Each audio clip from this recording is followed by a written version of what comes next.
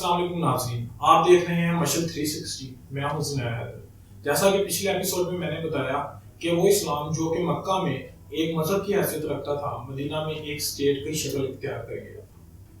ایسا کیا ہوا کہ جو عرب اپنے بہن بھائیوں، اپنے ماں باپ، حتیٰ کہ اپنی اولاد کو زندہ ترگو کر دیتے تھے، وہ ایک دوسرے شہر سے آئے ہوئے لوگوں کی اس طرح سے میزبانی کرنے لگے کہ انہیں اپنے بھائیوں سے بڑھ کر سمجھ۔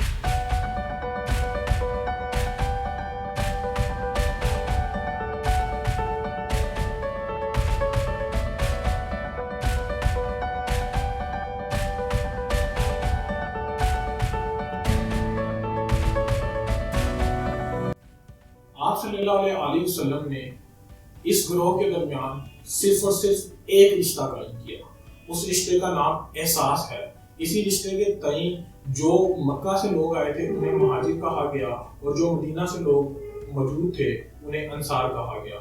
یہ دونوں ایک دوسرے سے بے حد محبت کرتے تھے، یہاں تک کہ ایک دوسرے کو اپنی وراثت میں حصہ دینے کے لیے تیار ہو۔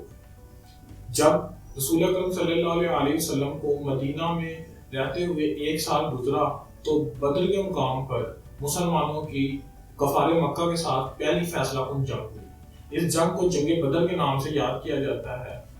اس جنگ میں 313 مسلمان 1000 کافروں کے ساتھ برسر پیکار تھے، مگر اللہ نے انہیں فتح و نصرت عطا کی۔ مسلمانوں کی اس پہلی فتح کے بعد مدینہ کے گرد و نواح میں رہنے والے یہودی سینس آف انسیکیورٹی کا شکار ہو گئے، اور انہوں نے مسلمانوں کے ساتھ جنگ کا اعلان کیا۔ اسی جنگ کے نتیجے میں مسلمانوں نے ان کے بہت سارے قلعے فتح کر لیے اور انہیں شکست کا سامنا کرنا پڑا۔ نتیجہ تن یہودیوں اور مسلمانوں کے درمیان ایک معاہدہ ہوا، اور انٹرسٹنگلی اس طرح سے یہودی وہ پہلی قوم بن گئی جنہوں نے مسلمانوں کو ایکسیپٹ کیا ایز اے اسٹیٹ۔ اس کے بعد مسلمانوں نے مختلف جنگیں لڑی، جن میں سے غزوہ احد کا تذکرہ ضروری ہے کہ اس میں مسلمانوں کو شکست کا سامنا کرنا پڑا، اور خالد بن ولید اس جنگ کے ہیرو بن کے نمودار ہوئے۔ انہوں نے ابھی تک اسلام قبول نہیں کیا تھا، مگر احد کے تقریباً 1 سال کے بعد انہوں نے بھی اسلام قبول کر لیا۔ اور اس کے بعد مسلمان حج کے ارادے سے مکہ گئے۔ وہاں پر کفار مکہ نے مسلمانوں کو مکہ انٹر ہونے کی اجازت نہیں دی، جس پر ایک خاصا فساد برپا ہونے والا تھا۔ مسلمانوں نے کفار کے ساتھ یہاں پر پہلا معاہدہ سائن کیا، جسے آپ صلح حدیبیہ کے نام سے جانتے ہیں۔ صلح حدیبیہ کی شرائط بہت کڑی تھی، اسی بنا پر اس معاہدے سے بہت سے صحابی خوش نہ تھے، لیکن پھر بھی رسول اللہ کی اطاعت میں سر تسلیم خم کیا اور واپس چلے گئے۔ اس معاہدے کے 3 سال بعد کفار مکہ نے یہ معاہدہ خود بخود توڑ دیا، اور اللہ نے مسلمانوں کو جہاد کا حکم دیا۔ مسلمان جہاد کی نیت سے جب مکہ کی جانب روانہ ہوئے تو مکہ پہنچنے پر بغیر جنگ کے مسلمانوں کو کفار نے مکہ دے دیا، اور مسلمانوں نے کعبہ میں موجود 360 بت توڑ دی۔ آپ جب کفار مکہ سے مکہ فتح کر کے واپس آئے تو اگلا سال نواں سال تھا۔ اس سال کو ایئر آف ڈیلیگیشن بھی کہا جاتا ہے، کیونکہ اس سال عرب اور عرب سے باہر بھی بہت سارے ڈیلیگیشن رسول اکرم صلی اللہ علیہ وسلم کی بارگاہ میں آئے اور اسلام قبول کیا۔ آپ صلی اللہ علیہ وسلم نے اسی سال حج کا اعلان بھی کیا، اور اسی حج کو رسول اکرم صلی اللہ علیہ وسلم کا پہلا حج اور آخری حج بھی کہا جاتا ہے۔ آپ صلی اللہ علیہ وسلم نے اس حج کے موقع پر انسانیت کا پہلا ٹریٹی دیا، جس کے مطابق کسی کالے کو کسی گورے پر، کسی گورے کو کسی کالے پر، کسی عربی کو کسی اجمی پر، کسی اجمی کو کسی عربی پر کوئی فوقیت حاصل نہیں ہے۔ اس کے بعد آپ صلی اللہ علیہ وسلم جب حج سے واپس آئے تو آپ نے 2 لشکر عرب سے باہر روانہ کی۔ اسی دوران آپ صلی اللہ علیہ وسلم کی طبیعت ناساز ہوئی، اور آپ صلی اللہ علیہ وسلم 8 جون 633 عیسوی کو وصال فرما گئے۔ آپ صلی اللہ علیہ وسلم کے وصال کے بعد ضروری تھا کہ عرب کسی ایک ایسے شخص کے تلے جمع ہوں کہ ان کی جمعیت پر کوئی ضرب نہ لگے۔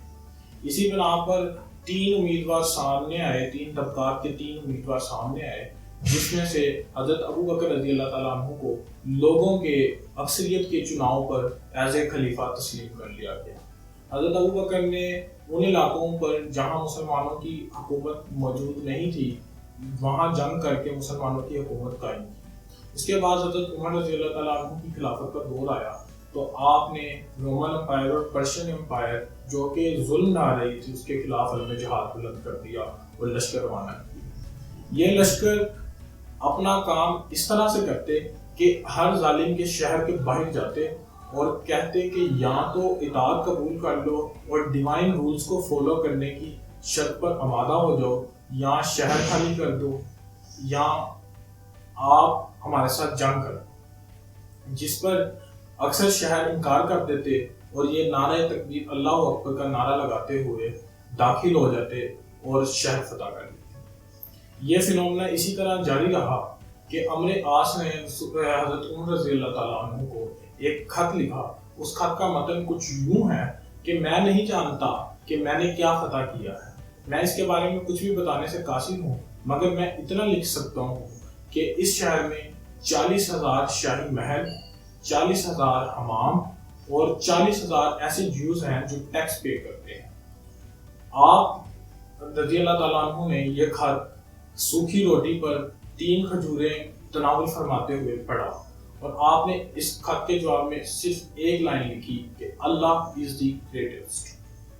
یہ وہ سادگی تھی جس کی بنا پر عرب مسلمان بڑی تیزی سے تمام دنیا پر حکومت قائم کرتے چلے جا رہے تھے۔ اس کے بعد حضرت عثمان اور حضرت علی کا دور آیا اور یہ فتوحات کا سلسلہ اسی طرح سے مگر تھوڑی سست رفتار سے جاری رہا۔ اس کے بعد خلافت ملوکیت میں بدلی اور امیر معاویہ رضی اللہ تعالیٰ عنہ کا دور آ گیا۔ اب خلافت بنو امیہ کے ہاتھ میں تھی، جسے وہ خلافت کہتے تھے مگر در حقیقت وہ ایک ملوکیت تھی، کیونکہ اس میں ایک ڈائنیسٹی کا سسٹم آ چکا تھا۔ بنو امیہ کی قیادت میں پہلا بحری بیڑا جو کہ قسطنطنیہ فتح کرنے کے لیے روانہ ہوا، اس نے وہاں جا کر جنگ کی مگر ناکامی سے دوچار ہو کر واپس ہو گئے۔ اب مسلمان اپنے مشرق میں مکران کا رخ کر چکے تھے اور اپنے مغرب میں نارتھ افریقن کنٹریز کا رخ کر چکے تھے۔ اگر آپ جاننا چاہتے ہیں کہ مسلمانوں نے یورپ میں قدم کیسے رکھا تو آپ دیکھیے میری اگلی ویڈیو۔ میرے چینل کو سبسکرائب کریں تاکہ آپ کے پاس مزید اچھی ویڈیوز پہنچ سکیں۔